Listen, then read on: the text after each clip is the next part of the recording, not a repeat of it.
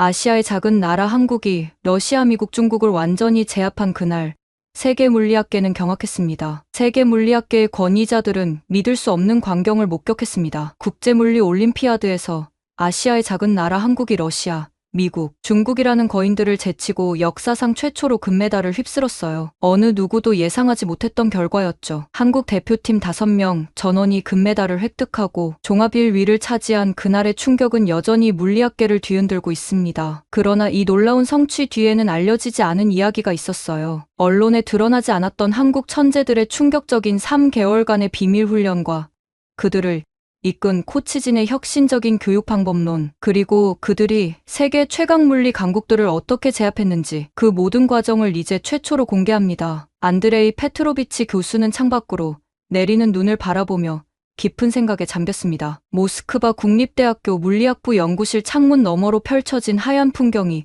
제 마음을 차분하게 만들었죠. 20해가 넘는 시간 동안 러시아 물리 올림피아드 대표팀을 이끌어온 저에게 겨울은 항상 특별한 계절이었습니다. 학생들이 가장 집중력을 발휘하는 시기이기도 하고 국제 대회를 준비하는 중요한 훈련 기간이기도 했어요. 저는 책상 위에 놓인 작년 국제물리 올림피아드 사진첩을 뒤적였습니다. 러시아 학생들이 금메달을 목에 걸고 환하게 웃는 모습이 제 가슴을 뿌듯하게 만들었어요. 물리학은 러시아의 자존심이었습니다. 란다우, 사와로프, 카피차와 같은 위대한 물리학자들의 전통을 이어받은 나라로서 국제대회에서 항상 최상위권을 차지하는 것은 당연한 일이었죠. 교수님, 이번 대회 참가국 명단과 예상 순위 분석 자료입니다. 조교인 이고르가 문을 두드리며 들어왔습니다. 저는 자료를 받아 들고 빠르게 미국, 중국, 독일, 그리고 한국? 저는 한국이라는 이름 옆에 표시된 잠재적 강력 도전자라는 메모를 보고 피식 웃음을 지었습니다. 한국이 물리학에서 러시아를 위협할 수 있다는 생각은 제게 황당하기만 했어요. 이고르, 누가 이런 분석을 했지? 한국이 우리의 도전자라고?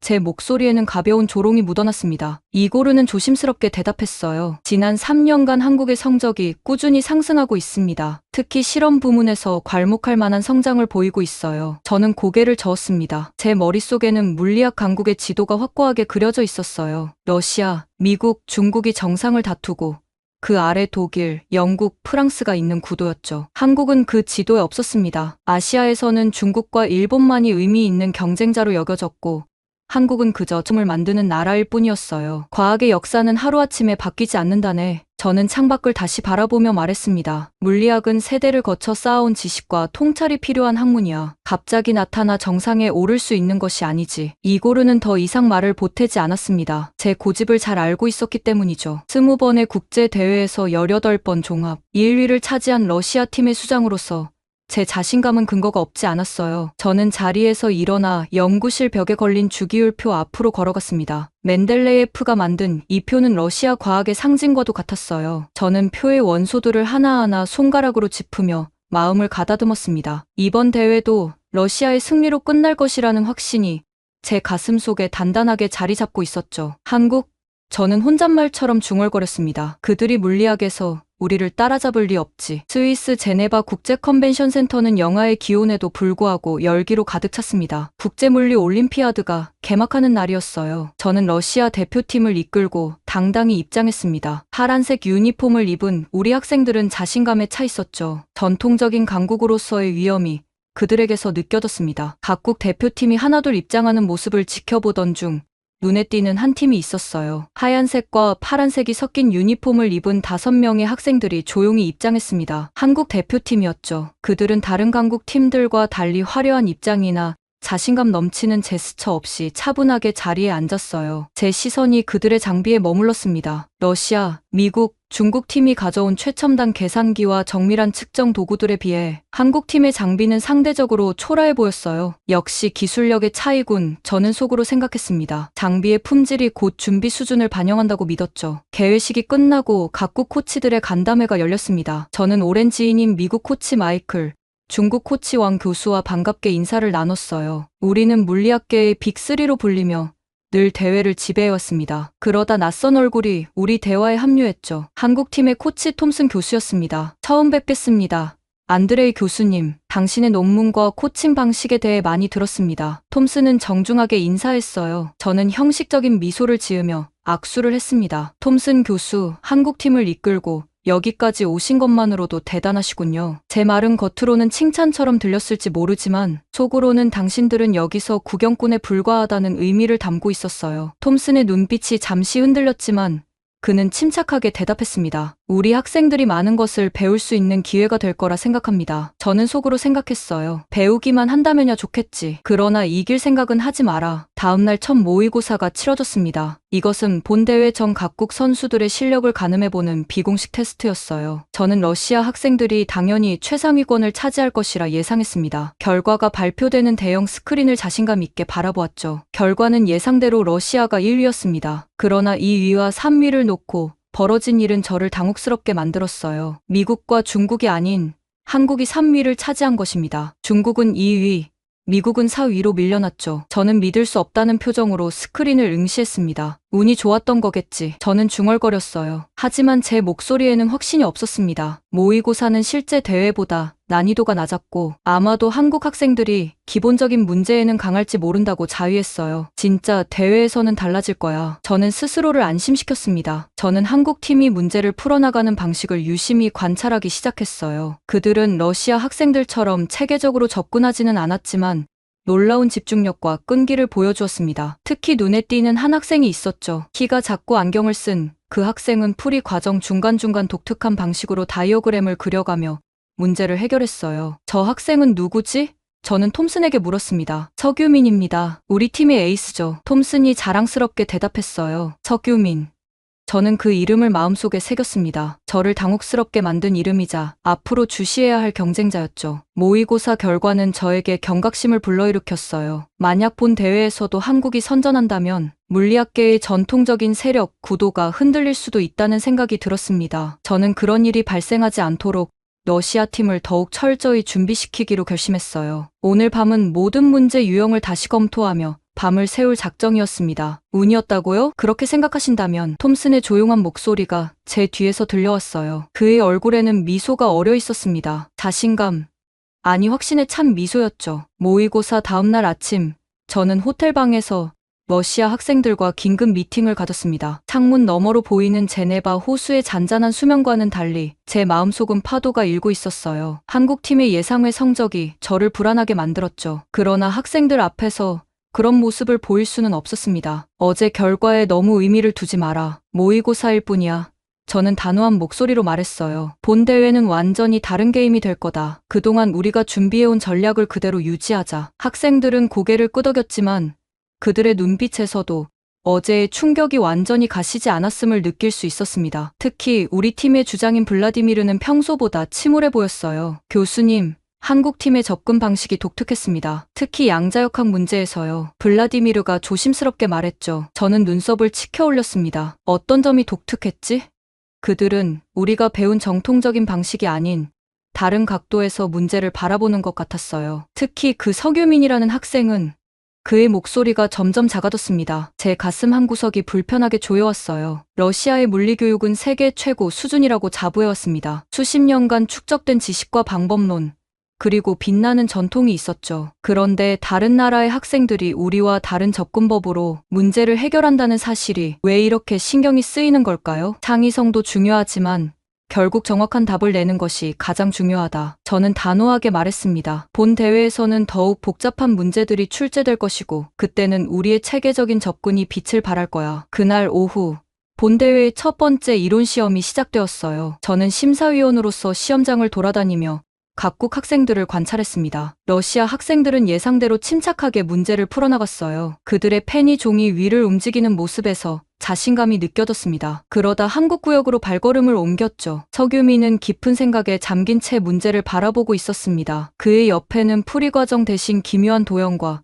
기호들이 그려진 종이가 놓여 있었어요. 처음 보는 접근법이었습니다. 저는 그가 정답과는 동떨어진 엉뚱한 방향으로 가고 있다고 생각했어요. 시험이 끝나고 심사위원들이 모여 답안을 검토하기 시작했습니다. 러시아, 미국, 중국 학생들의 답안은 예상대로 체계적이고 명확했어요. 그런데 한국 팀, 특히 서규민의 답안지를 검토하던 한 심사위원이 갑자기 탄성을 질렀습니다. 이건 놀랍군요. 이런 풀이 방식은 처음 봅니다. 저는 즉시 그 심사위원 옆으로 다가갔어요. 독일에서 온 밀러 교수였습니다. 무슨 일이지요?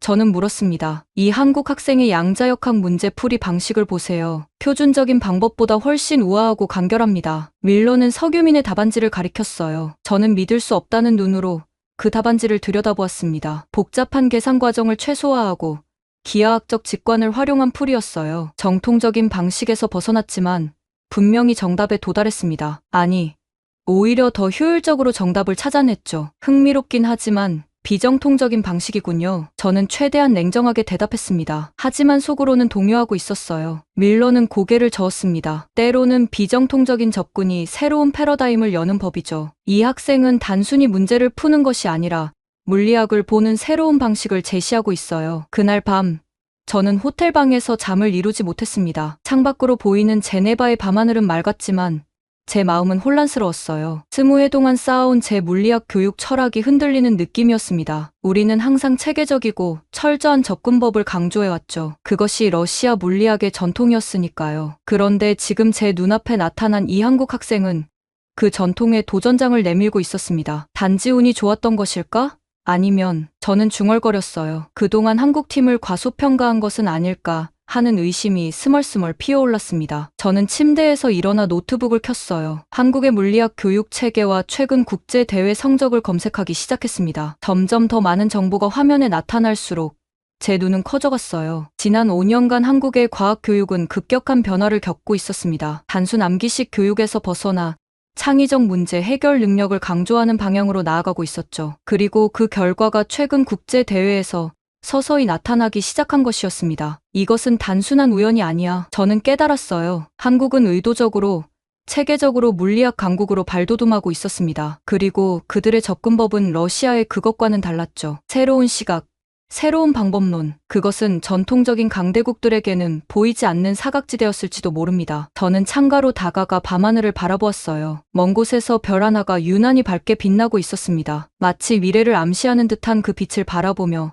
저는 결심했습니다. 한국팀, 특히 성유민을 더 이상 과소평가하지 않겠다고. 진짜 대회는 이제부터 시작이었으니까요. 대회 3일째, 본격적인 경쟁이 시작되었습니다. 저는 아침 일찍 일어나 창문을 열었어요. 제네바의 상쾌한 공기가 제 얼굴을 스쳤습니다. 오늘은 양자역학과 열역학 분야의 시험이 진행될 예정이었죠. 러시아가 전통적으로 강세를 보이는 분야였습니다. 그러나 어제의 경험 후 저는 더 이상 아무것도 확신할 수 없었어요. 시험장에 도착하자마자 저는 러시아 팀 자리로 향했습니다. 블라디미르와 다른 학생들에게 마지막 조언을 건넸어요. 너희들의 강점을 믿어라. 그러나 문제에 접근할 때는 열린 마음을 가져라. 때로는 다른 각도에서 바라보는 것이 도움이 될 수 있다. 이런 말을 하는 제 자신이 낯설게 느껴졌어요. 전에는 항상 러시아식 방법론을 고수하라고 강조했었으니까요. 시험이 시작되고 저는 심사위원 자격으로 시험장을 순회했습니다. 의도적으로 한국 구역으로 향했어요. 서규민은 다른 학생들과 달리 문제를 읽자마자 바로 풀기 시작하지 않았습니다. 그는 눈을 감고 깊은 생각에 잠긴 듯했어요. 마치 문제의 본질을 내면으로 흡수하려는 듯한 모습이었습니다. 흥미롭게도 그가 풀이를 시작했을 때는 특별한 다이어그램을 그렸어요. 양자 상태를 기하학적으로 표현한 것 같았습니다. 전통적인 수학적 표현 대신 그는 문제를 시각화하고 있었어요. 그것은 마치 예술가가 캔버스 위에 그림을 그리는 것처럼 보였습니다. 다른 한국 학생들도 비슷한 접근법을 보였어요. 그들은 암기한 공식을 기계적으로 적용하는 것이 아니라 문제의 핵심을 파악한 후 창의적으로 해결책을 모색했습니다. 마치 하나의 팀처럼 조화롭게. 그러나 각자 독특한 방식으로 문제에 접근했어요. 시험이 끝나고 심사위원들이 모였습니다. 러시아 학생들의 답안은 예상대로 체계적이고 정확했어요. 그러나 한국 학생들, 특히 성유민의 답안은 심사위원들 사이에 활발한 토론을 불러일으켰습니다. 이 접근법은 전통적인 교재에서는 찾아볼 수 없는 것입니다. 미국에서 온 심사위원이 말했어요. 오히려 더 직관적이고 우아하다고 생각합니다. 독일 심사위원이 동의했죠. 저는 침묵을 지키며 그들의 대화를 들었습니다. 서규민의 답안지를 다시 검토해보니 그것은 단순한 문제 풀이를 넘어 물리학적 통찰력을 보여주고 있었어요. 그는 문제를 해결하는 데 필요한 최소한의 수학만 사용했고 물리적 의미를 명확히 드러내는 방식으로 접근했습니다. 이 학생의 접근법은 러시아 학파의 전통적인 방식과는 다르지만 부정할 수 없이 효과적입니다. 제 입에서 이런 말이 나오는 것에 저 자신도 놀랐어요. 다른 심사위원들이 저를 바라보았습니다. 그들의 눈에는 약간의 놀라움이 담겨 있었어요. 러시아 코치인 제가 경쟁국의 학생을 칭찬하는 것은 드문 일이었으니까요. 그날 저녁, 저는 제네바 호수 근처를 산책하며 생각을 정리했습니다. 물리학을 가르치고 연구한 20년 동안 저는 러시아식 방법론이 최고라고 확신해왔어요. 그러나 오늘 목격한 것은 제 확신을 흔들었습니다. 어쩌면 우리가 너무 한 가지 방식만 고집해온 것은 아닐까요? 우연히 톰슨 교수와 마주쳤습니다. 그는 호숫가 벤치에 앉아 노트북을 보고 있었어요. 톰슨 교수, 저는 다가가 인사했습니다. 오늘 귀국 학생들의 퍼포먼스가 인상적이었습니다. 톰슨은 놀란 듯 고개를 들었어요. 안드레이 교수님, 감사합니다. 하지만 아직 대회가 끝나지 않았으니 결과를 예단할 수는 없겠죠. 물론이죠. 그런데 서규민 학생의 양자역학 접근법이 흥미롭더군요. 어떻게 그런 방식을 가르치셨나요? 톰슨은 미소를 지었습니다. 사실 저는 그에게 그런 방식을 가르치지 않았어요. 서규민은 스스로 물리학을 보는 법을 발견했습니다. 제가 한 일은 그의 독창성을 억누르지 않고 자유롭게 발휘할 수 있도록 격려한 것뿐이에요. 이 말은 저에게 깊은 인상을 남겼습니다. 물리학을 가르치는 것과 물리학을 발견하도록 돕는 것 사이에는 미묘하지만 중요한 차이가 있었어요. 그리고 한국팀은 후자에 중점을 두고 있는 것 같았습니다. 흥미로운 접근법이군요. 저는 진심으로 말했습니다. 내일은 실험 시험이 있을 텐데 어떻게 준비하고 계신가요? 톰슨과 저는 그렇게 예상치 못한 대화를 나누게 되었어요. 2시간 동안 물리, 교육, 철학과 다양한 접근법에 대해 토론했습니다. 저는 점점 더 깨달았어요. 한국팀은 단순히 운이 좋은 것이 아니라 물리학에 대한 새로운 시각을 가지고 있다는 것을, 그리고 그것은 존중받을 가치가 있었습니다. 대회 나흘째, 실험 시험이 시작되었습니다. 저는 아침부터 긴장감에 휩싸여 있었어요. 실험 부문은 러시아가 전통적으로 강세를 보이는 영역이었고, 우리 학생들은 최첨단 장비를 다루는데 탁월한 실력을 갖추고 있었습니다. 그러나 이번 대회는 모든 것이 예상을 벗어나고 있었죠. 실험 시험장에 들어서자 각국 학생들이 배정된 실험 테이블에 앉아 있었습니다. 러시아 학생들은 자신감 넘치는 표정으로 장비를 점검하고 있었어요. 그들은 고급 실험 도구와 정밀 측정 장치를 다루는데 완벽하게 훈련되어 있었습니다. 블라디미르는 특히 광학 실험에 뛰어난 재능을 보였죠. 한국 구역으로 시선을 돌리자 서규민과 그의 팀원들이 상대적으로 단순한 장비를 앞에 두고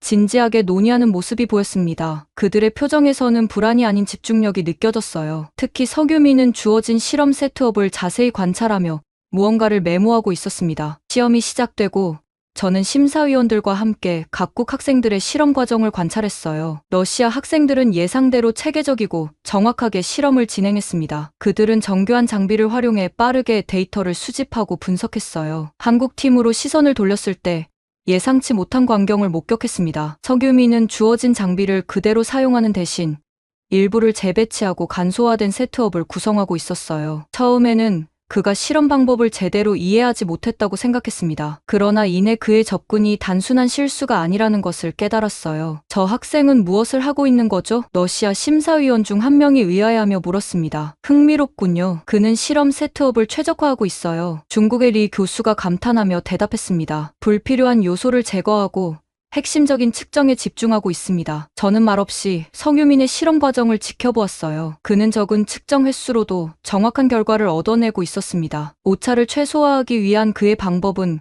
교과서에서 배울 수 없는 종류의 직관에서 비롯된 것 같았어요. 마치 물리 현상과 직접 대화하듯 실험을 진행하고 있었습니다. 다른 한국 학생들도 비슷한 접근법을 보였어요. 그들은 첨단 장비의 부재를 창의적인 실험 설계로 극복하고 있었습니다. 제한된 자원으로 최대의 결과를 이끌어내는 모습이었죠. 이건 예상하지 못한 접근법입니다. 저는 톰슨 교수에게 말했어요. 그는 한국 학생들의 실험을 지켜보며 조용히 미소 짓고 있었습니다. 우리 학생들은 최신 장비에 의존하는 법을 배우지 않았어요. 대신 물리 현상 자체를 직접 이해하고 해석하는 방법을 배웠죠. 때로는 제한된 환경이 더 큰 창의성을 낳기도 합니다. 그의 말에는 자부심이 담겨 있었어요. 저는 서규민의 실험 노트를 들여다보았습니다. 그의 데이터 정리 방식은 놀라울 정도로 명확하고 통찰력 있었어요. 측정값의 패턴을 시각화하는 그의 방식은 숙련된 물리학자의 그것과 유사했습니다. 그는 단순히 지시에 따라 실험을 수행하는 것이 아니라 물리 현상을 읽어내고 있었어요. 실험 시험이 끝나고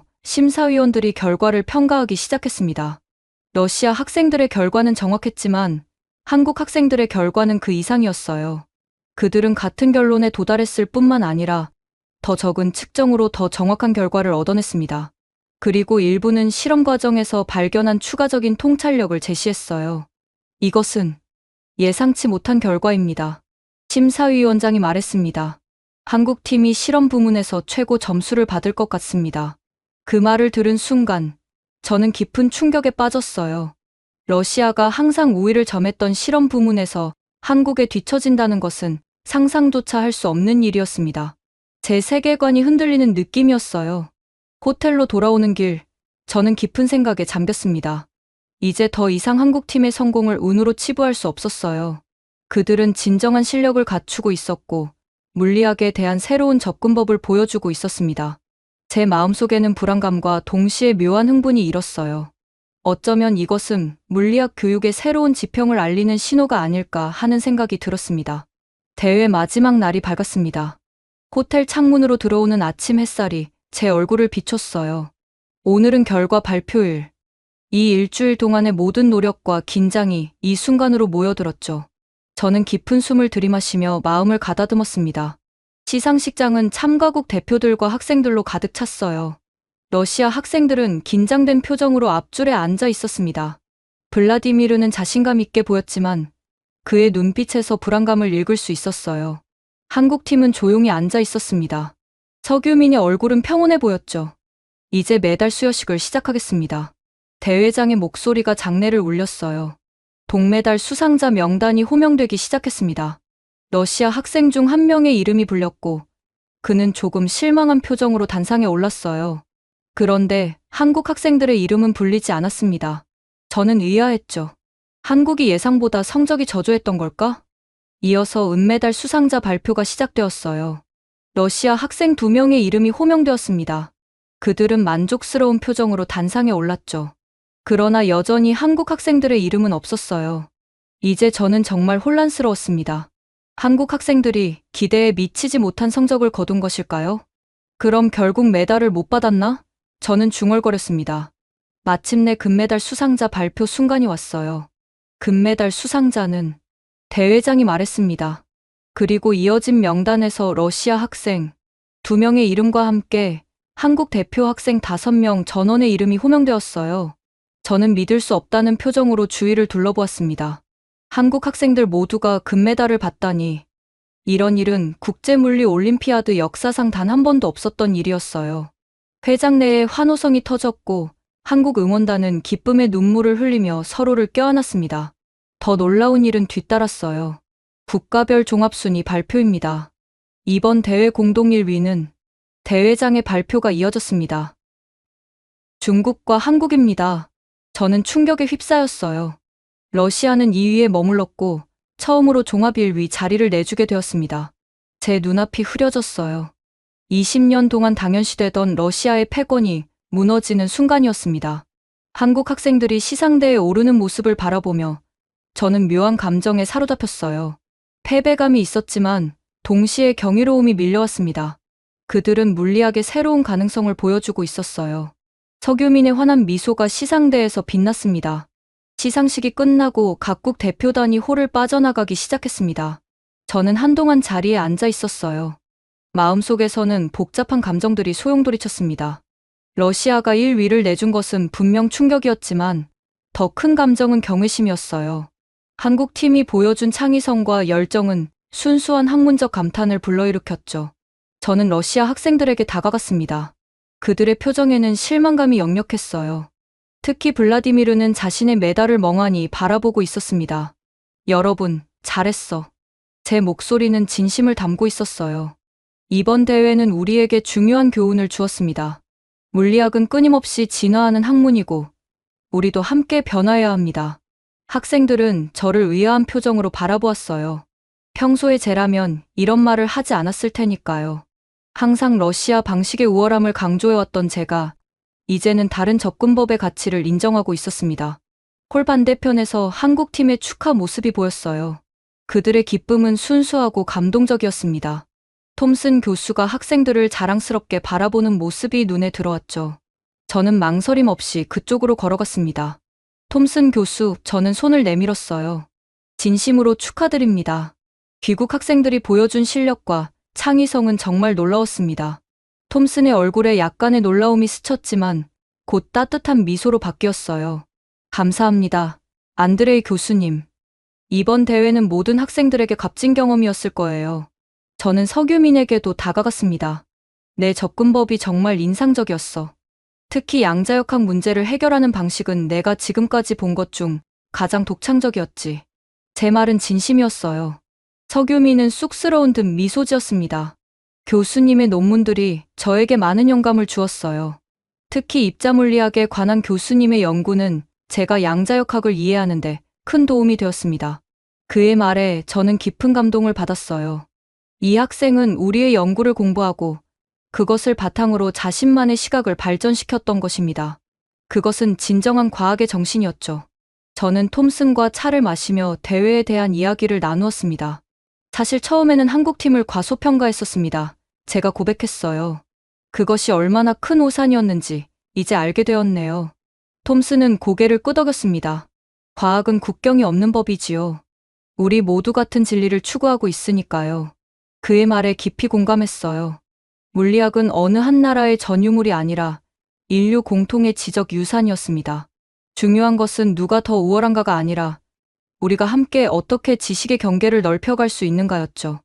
호텔로 돌아가는 길, 저는 마음속으로 무언가가 변화했음을 느꼈어요. 제 안에 있던 편견의 벽이 허물어지고 새로운 시각이 열린 것 같았습니다. 물리학을 바라보는 다양한 접근법이 존재할 수 있으며 그 다양성 속에서 학문이 더욱 풍요로워질 수 있다는 깨달음이었어요. 방에 도착해 창밖을 바라보았습니다. 제네바의 밤하늘에 별들이 반짝이고 있었어요. 오늘의 결과는 제게 패배가 아니라 새로운 시작을 의미했습니다.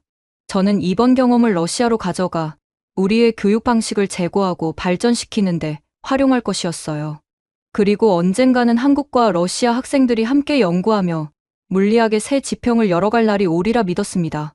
모스크바로 돌아온 지 일주일이 지났습니다. 물리학부 회의실에서 저는 동료 교수들 앞에 서 있었어요. 그들의 표정은 여전히 충격과 의아함이 뒤섞여 있었습니다. 러시아가 국제물리 올림피아드에서 종합 1위를 내준 것은 처음 있는 일이었으니까요. 우리는 이제 한국을 주목해야 합니다. 제 목소리는 확신에 차 있었어요. 그들은 물리학에 대한 새로운 접근법을 보여주었고 우리는 그것으로부터 배울 점이 많습니다. 일부 교수들은 불편한 표정을 지었습니다.